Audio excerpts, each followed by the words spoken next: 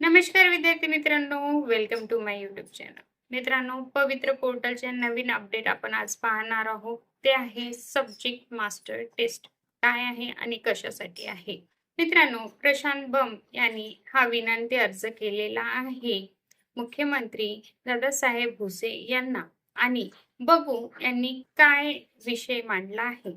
तर बघा मित्रांनो, पवित्र पोर्टल शिक्षक भरती साठी जसं 1 ते 8वीच्या शिक्षकांना टीईटी अनिवार्य आहे, त्याचप्रमाणे 9वी ते 12वीच्या शिक्षकांना पण जी टेस्ट आहे, ज्याला आपण म्हणू सब्जेक्ट मास्टरी टेस्ट, ही अनिवार्य करण्यात यावी, असा अर्ज यांनी दिलेला आहे.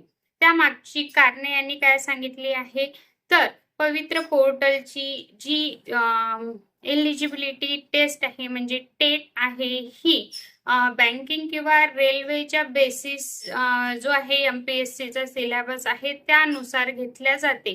त्यामुळे शिक्षकांची शिकवण्याची किंवा अध्यापन कौशल्य याच्यात चेक केल्या जात नाही किंवा त्यावर भर दिला जात नाही. त्यामुळे अपात्र उमेदवार त्यांचे काय होत आहे, निवड होत आहे.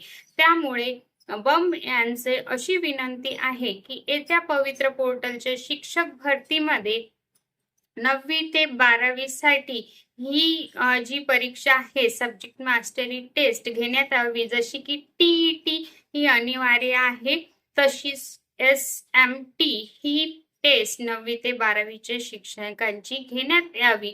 आणि यावर शिक्षकांच्या विषय निहाय किंवा अध्यापन निहायवर काय दिले पाहिजे, भर दिल्या पाहिजे, जेणेकरून आम्हाला चांगल्या लेवलचे शिक्षक प्राप्त होतील.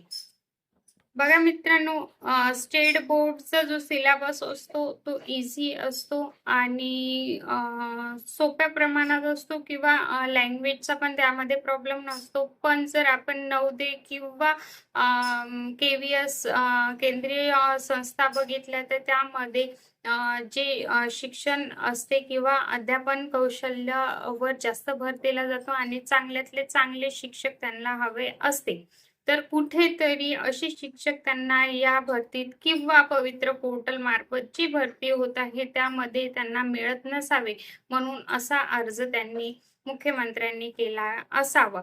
पण काय आहे मित्रांनो, जर 9वी ते 12वी आतापर्यंतचं जे आपलं क्वालिफिकेशन आहे त्यानंतर पण आपण टीईटी एक्झाम देत आहे आणि मोस्ट ऑफ द उमेदवार नेट सेट PhD पण असतात. तर मग ही चाचणी योग्य आहे का घेणार? म्हणजे किती आपल्याला पुन्हा शिक्षक होण्यासाठी एक्झाम द्यावं लागेल आणि स्वतःला पात्र करण्यासाठी किती पुन्हा एक्झाम आपल्याला द्यावं लागेल. त्यावर तुमचं काय मत आहे मला कळवा.